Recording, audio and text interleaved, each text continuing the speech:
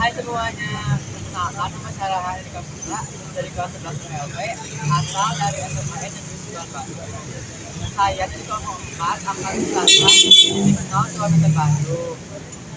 Titik 0 km Bandung, monumen ini diresmikan oleh Haji Deni Setiawan pada tanggal 16 Juni 2004 dan didedikasikan oleh masyarakat korban pinjam paksa. Setiap kota memiliki peristiwa latar belakangnya. Begitu juga kota Bandung. Terima kasih. Untuk hal itu peristiwa tidak beragam dengan Afrika, artinya tidak asing dengan gedung megah yang terbangun di tempat nama Afrika. Gedung ini sekarang menjadi salah satu bank swasta. Gedung ini gedung serta ada pertama di kota Bandung. Dan gedung ini juga dikelola oleh warga Belanda yang bernama Andreas Dekker. Sekian dari saya, terima kasih. Halo semuanya, saya berada di Hotel Sapoyoman yang berada di Jalan Asia Afrika nomor 112, Lengkong, Chicago, Bandung. Hotel ini didirikan pada tahun 1980. Hotel ini dibangun dan dimiliki oleh warga negara Jerman bernama Ahoman. Sebelum bernama Sapoyoman, hotel ini bernama Postron. Hotel Sapoyoman juga pernah dialihkan fungsi sebagai Wisma Jepang pada tahun 1942 sampai 1945. Dan Wisma PFI pada tahun 1945 sampai 1948. Pada tahun 1948, hotel ini dikembalikan sebagai semulanya sebagai hotel. Hotel Sapoyoman merupakan salah satu hotel terbesar di Asia Tenggara pada masanya. Hotel ini dikelola oleh Pan S yang pernah mengelola Pan Indes selama 5 tahun di Batavia, Jakarta.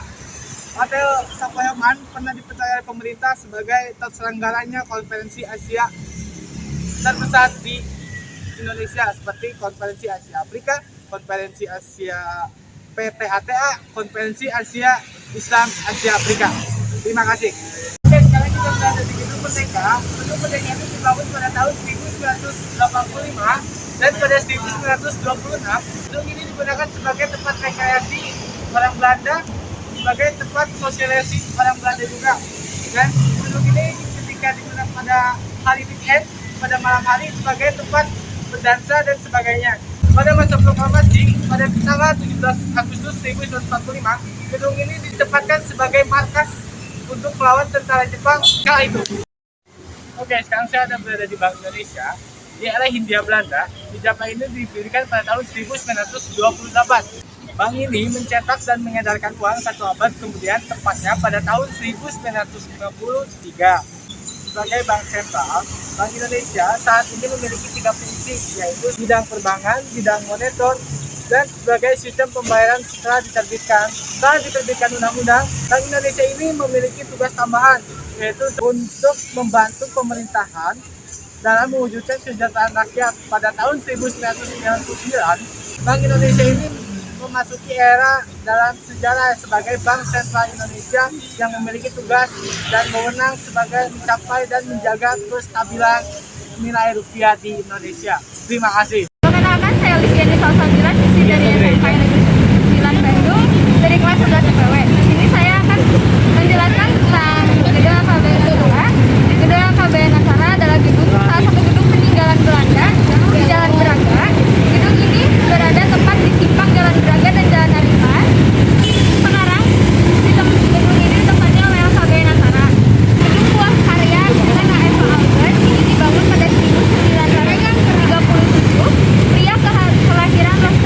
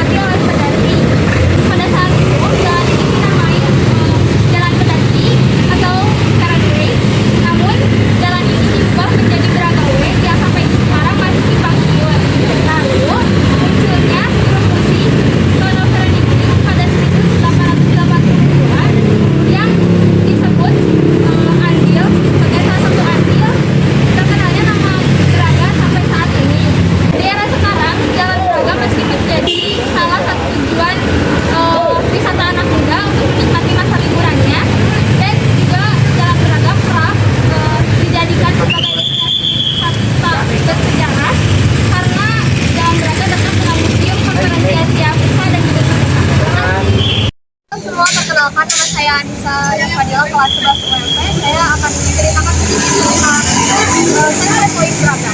Sentra Point Braga dulunya direncanakan sebagai ibu kota Hindia Belanda. Gedung ini tepatnya berada di perempatan Jalan Braga, Sinuarja. Tempat ini sebagai perlengkapan alat olahraga. Gedung ini dinamai License dan Info. Dibangun pada tahun 1925. Kemudian License pada tahun 1980. Sekian dari saya. Di sini ada Gereja Bethel. Gereja Bethel merupakan gereja Protestan kedua di Kota Bandung yang dibangun pada tahun 1925 di atas lahan seluas 3.278 meter persegi.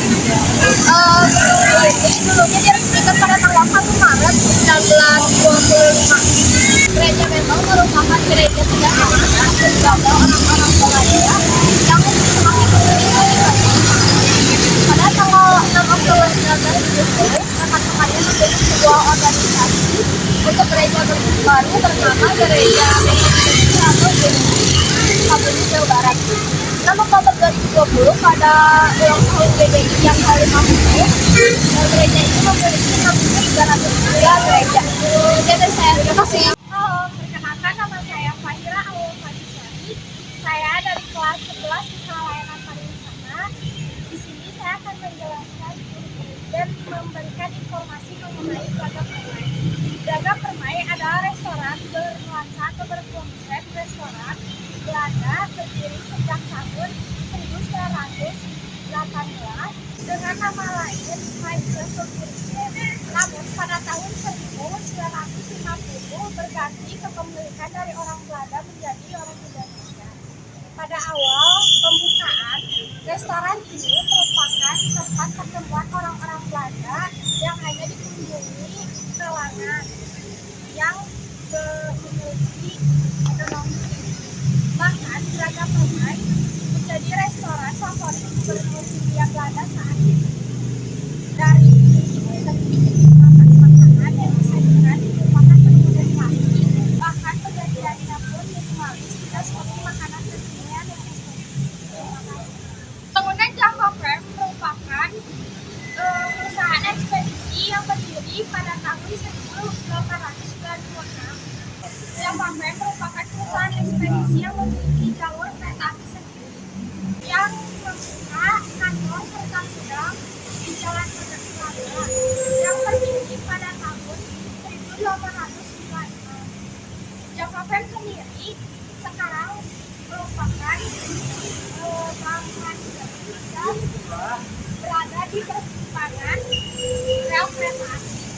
Selain di Kota Bandung sendiri, Java Frame juga kemudian membuka gudang di Ciwidey dan Banjaran. Dari datanya pergudangan Java Frame juga dengan kereta api, tentu saja untuk memudahkan barang-barang tersebut diangkut melalui kereta, terutama untuk ke pelabuhan Tanjung Priok, Jakarta. Memperkenalkan diri, saya Raisa dari kelas 11 Belanda akan menjelaskan tentang Hotel Grand Triangle. Hotel Grand Triangle merupakan salah satu hotel tertua di Kota Bandung yang terletak sangat dekat dengan Rel Belanda. Hotel Bintang 5 ini awalnya merupakan sebuah toko roti yang dimana toko roti tersebut terletak di area Hotel Grand Triangle ini berdiri.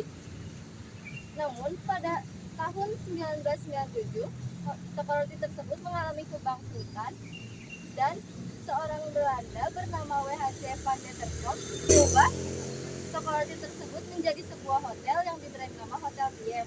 Saat pertama kali beroperasi sebagai Hotel Diem, hotel tersebut belum menjadi seperti sekarang ini. Dan pada tahun 1920, hotel pun berubah nama menjadi Hotel Grand Triangle. Bangunan dan desain yang ada sekarang merupakan gaya Art Deco dan desain yang seperti sekarang ini. Sekian dan terima kasih.